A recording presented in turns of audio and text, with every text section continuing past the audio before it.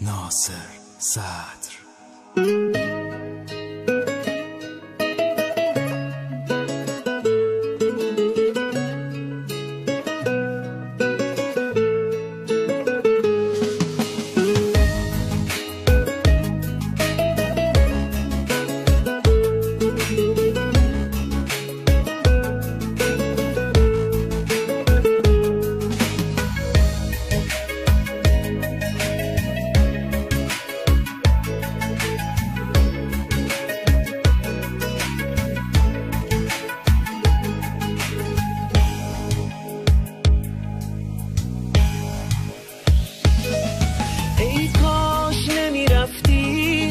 پای تو بسوزم، موندم سر حرفم، سر قولم، من هنوزم.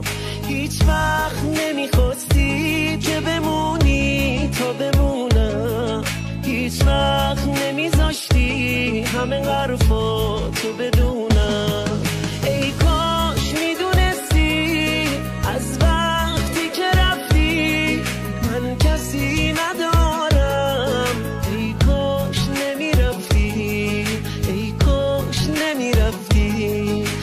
کاش میدونستی از وقتی که رفتی من کسی ندارم.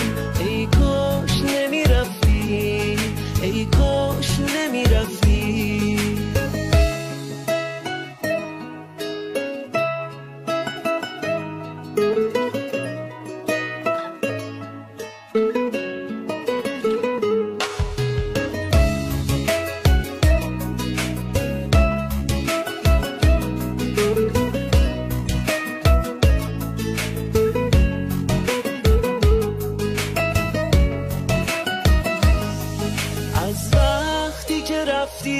دیگه چشمام سو نداره، این خاطره تلخ منو تنها نمیذاره.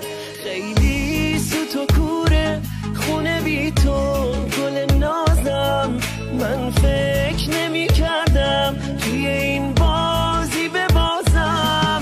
ای کاش میدونستی از وقتی که رفتی من کسی ندارم. ای کاش نمیرفتی، ای کاش نمیرفتی. ای کاش میدونستی از وقتی که رفتی من کسی ندارم. ای کاش نمیرفتی، ای کاش نمیرفتی، ای کاش نمیرفتی، ای کاش نمیرفتی.